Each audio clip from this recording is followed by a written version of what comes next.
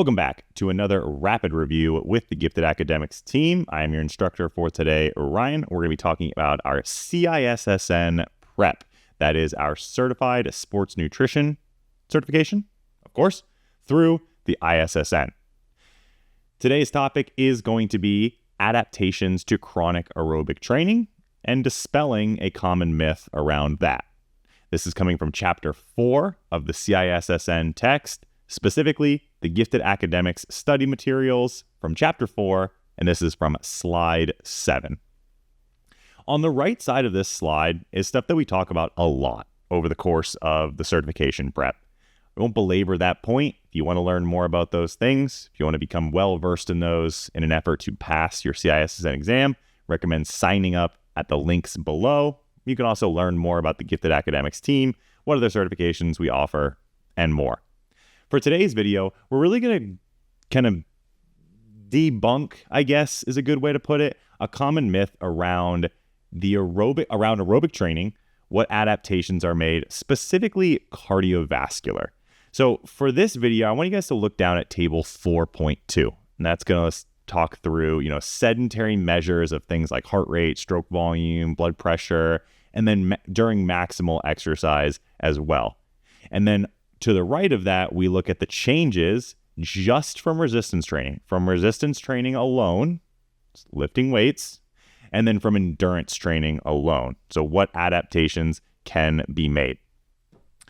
The first thing to highlight on here is what kind of measures are we looking at when we take someone at rest versus maximal exercise. So you can see normal heart rate, 60 to 90 beats per minute, all the way up to 200 beats per minute at maximal exercise. Stroke volume, 100 milliliters per beat up to 120 milliliters per beat.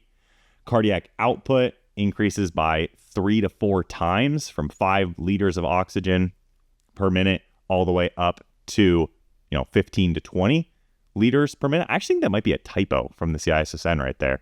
That cardiac output up top should just be liters, because that's liters of blood that's being pumped, because down at the bottom it's also liters. Dr. Antonio, I got you. You can see the changes in VO2, systolic blood pressure, all of that as well. So just know those measures for the exam and how they increase. You could get a multiple choice question that's, which of the following would describe an increase in cardiac output from at rest to exercise? And it's like 2 liters to 4 liters per minute, 10 liters per minute to 100 liters per minute. And then you get one that's like 5 liters per minute up to 15 liters per minute. And that's the one that you would choose. So again, we harp on this to no end. Don't miss those basic number recall from a chart kind of questions. This chart right here, 4.2, very, very important. All right, let's actually get into the meat of this video now.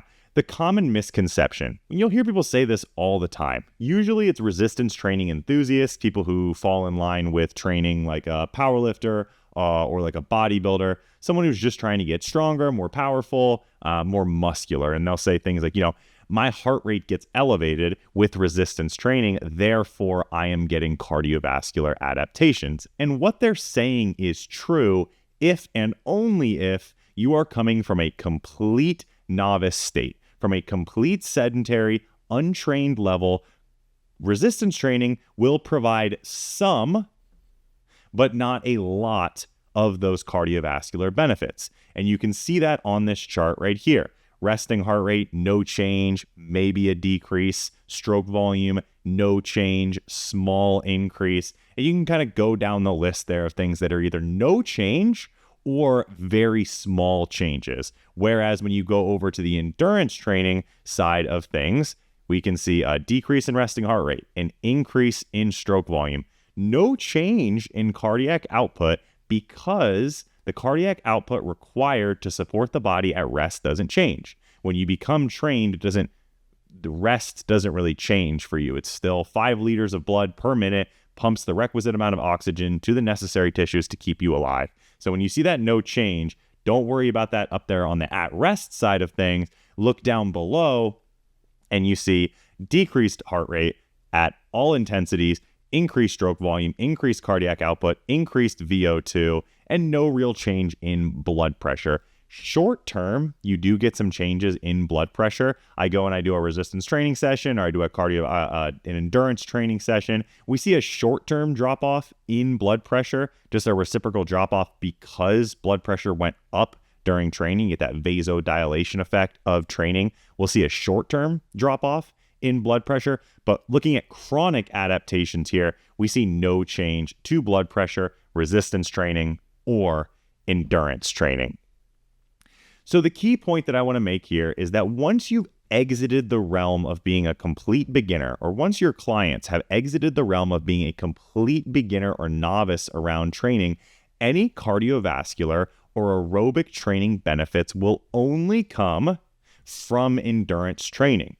So if your goal is running a 5K, running a half marathon, just improving your aerobic energy system as a whole, your ability to transport oxygen-rich blood to the muscles so that they can use it during exercise, decreasing heart rate, decreasing the strain on your heart as a whole for all levels of exercise, endurance training, cardiovascular training, however you want to call it, is a requisite. Must be, must have it. Can't get away without it. Have to train that way if you want those adaptations.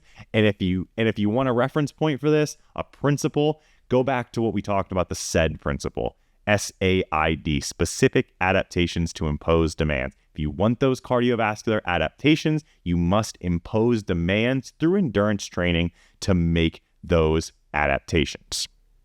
So what are the possible health implications of aerobic training or endurance training in a progressive, well-designed manner? We'll see a lower resting heart rate, a larger stroke volume. So lower resting heart rate means that your heart doesn't have to work as hard at rest. A larger stroke volume, meaning the heart becomes more powerful and more efficient, can fill with more blood and pump more blood with each beat. We see an increase in VO2 max and a short-term decrease in blood pressure. Still health implications there. If you're working with a client who is hypertensive, that 12 to 24-ish, the research is kind of up in the air. The time domain doesn't really matter too much because the health benefit still exists. But you get that 12 to 24-hour decrease in blood pressure as a result of the vasodilation that comes with training.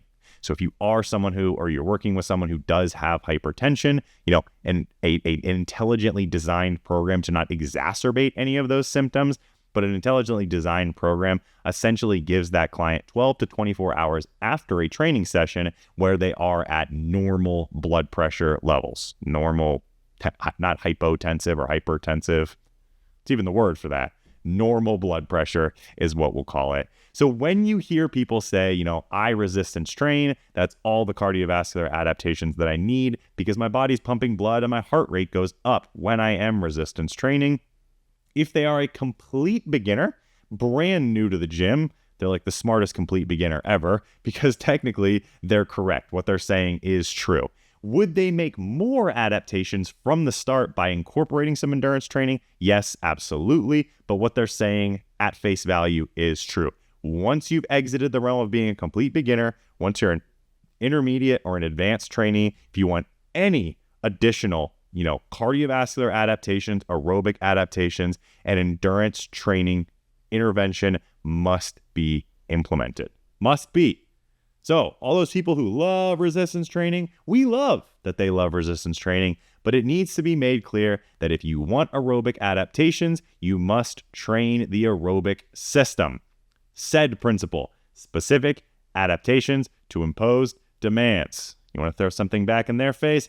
Ask them, hey, when I'm a complete beginner and I endurance train, I run on the treadmill, can I build muscle? Yes, because anything builds muscle at the start of your training career. If I want to get as jacked as humanly possible over the course of a 20-year career, would I only endurance train? Would I only run on the treadmill or do the elliptical? Absolutely not. If I want those specific adaptations, I must shift my imposed demand over to more exercises, specifically resistance training, to build that muscle. So it's a duality there. It exists on both sides. The happy medium is doing plenty of both of those styles of training to reap all of those benefits. But that is a conversation for a program design chapter, a later lecture. If you found this helpful, please like, comment, subscribe. Let us know what you want to see, what future topics you want to see, and make sure you use the links down below to learn more about our education resources as you get ready for your certification exam. We look forward to hearing from you soon, hopefully working with you within our self-led or our instructor-led preps. If you have any questions, please reach out via the contact form on the website. We're happy to help you out, and we'll see you on the next video.